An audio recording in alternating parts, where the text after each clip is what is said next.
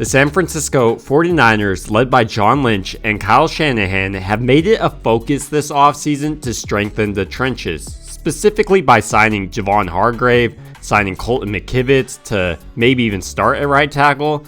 But the signing that I think maybe is going overlooked by a lot of people is the signing of Jake Brendel, because this guy is exceptionally talented. His athleticism's off the charts for a center. I think he could be the starting center and the high caliber at that one for Shanahan for years to come. So in this video, I'm going to go over Jake Brendel's background, how he became a starter, especially at such an old age, and what the re-signing of Jake Brendel means. And that re-signing is Jake Brendel has been re-signed for a 4-year contract that's worth max $20 million, with $8 million being guaranteed. And there was actually a bunch of other teams interested in signing Jake, but he decided to return to the San Francisco 49ers despite being offered more money elsewhere. And the San Francisco 49ers definitely needed to bring in Jake Brendel to stay, because the San Francisco 49ers haven't had a solid center that started 2 seasons in a row since 2018 and 2019. So this would be the first time since then. And having that solidification alongside the line, especially at the position of center that's responsible for checking into a bunch of different pass protections and run protections, is very important. And I think Kyle Shanahan and John Lynch understand the importance, and thusly they gave a Pro Bowl alternate a 4-year contract.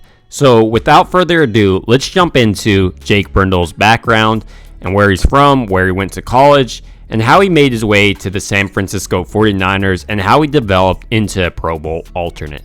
Jake Brendel was born in Madison, Wisconsin on September 10, 1992, making him currently 30 years old, but by the time the 2023 season begins, he'll be 31.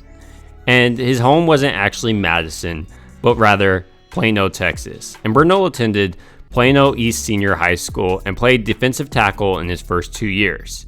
He was moved to the offensive line as a junior.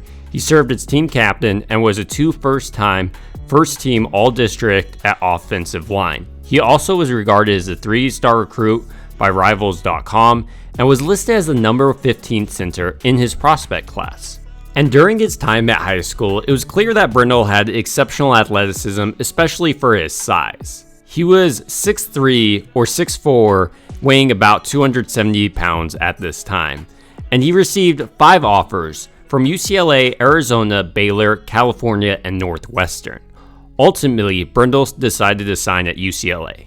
During Brendel's first season at UCLA, he was redshirted, but the following season, Brendel became a fixture at the starting position at center. He started all 14 games in 2012, and he was named first-team freshman All-American by the Sporting News and CBSSports.com, as well as Football Writers Association of America. And he was labeled second-team freshman All-American by College Football News. During his sophomore year, Brendel also played extremely well, but as a junior in 2014, he was one of the most experienced offensive linemen on his team. And despite missing the season opener, Brendel was able to be named All Pac-12 second team. And he was thinking about entering the NFL draft after his junior season, but decided to return for his senior year, when he again earned second team All Pac-12 honors. Brendel completed his time at UCLA with a record 52 starts and graduated in spring 2015 with a degree in business economics. He was named to the first team All Pac-12 academic team this year. After completing his illustrious college career, Brendel had his sights set on the NFL, and the first thing he had to compete in was the NFL draft, and this guy went off. The NFL in 2016 Combine ranked him as the number 1 center athleticism-wise, and 5th overall production-wise. Some of his measurables included a 5.01 second 40-yard dash, a 1.69 10-yard split, and he put up the bench press 25 reps. And this was the bio that the NFL had for Brendel coming out. Brendel brings everything you want in a center: leadership, intelligence, reliability, and production. Brendel isn't as strong or athletic as some NFL teams prefer in the pivot, but others will value his traits and willingness to get after his man in the run game, enough to consider him a potential starter. And I think this highlights why the San Francisco 49ers might have taken a chance on Jake Brendel. He has everything you want, and perhaps by having time to develop into a full-grown man, he was able to put on the strength and size that many NFL teams would have wished earlier in his career. But great for the San Francisco 49ers, Jake Brendel isn't all beaten up from starting all those years. But despite everything I just said, and him being a center, he wasn't drafted. Many people just saw him as undraftable due to his lack of size and strength. So Brendel was originally signed as an undrafted free agent by the Dallas Cowboys after the 2016 NFL Draft on May 6th.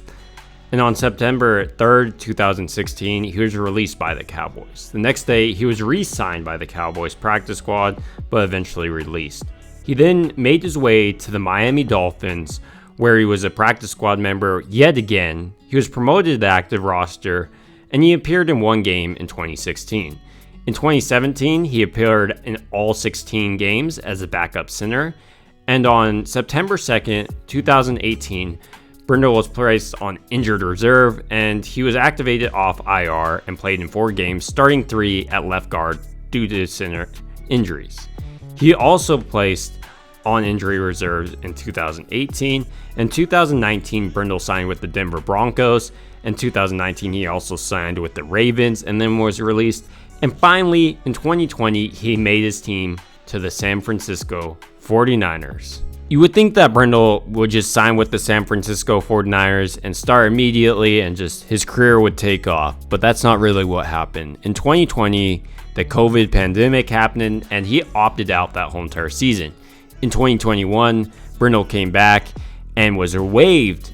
And then finally, in 2022, despite all this hardship that he went through, his work ethic and his ability to grow as a player paid off because he started all 17 games, taking the spot of Alex Mack, the All-Pro center before him, being named a Pro Bowl alternate. Great news for the San Francisco 49ers, and maybe even better news for Jake Brendel. And I've heard an argument that the San Francisco 49ers just don't know how to develop offensive line pieces, but over and over that seems to be wrong because Aaron Banks was thought to be a bust, but he also turned out to be a really solid starting player. And I wonder if Burford will make a jump, and if Colton McKivitz can actually develop into a starting player like Jake Brendel did, because it wasn't too long ago that Jake Brendel was bouncing around the league, but now he's a Pro Bowl alternate. And the hope for Jake Brendel continues to develop under the guidance of Chris Forrester and Kyle Shanahan. Ultimately, I do think the San Francisco 49ers need to continue to draft on the offensive line and hopefully pick up another right tackle and continue to develop the pieces behind their tackles and center and right guard, because let's be honest, there's still a lot of things that could happen, like Trent Williams retiring, which would devastate this offensive line. And the San Francisco 49ers continue to pour resources into their defensive line, which is great, but the offensive line does need these moves that the San Francisco 49ers are making. But ultimately, the signing for the San Francisco 49ers is an extremely strong one, and this is highlighted by Kyle Shanahan's offense.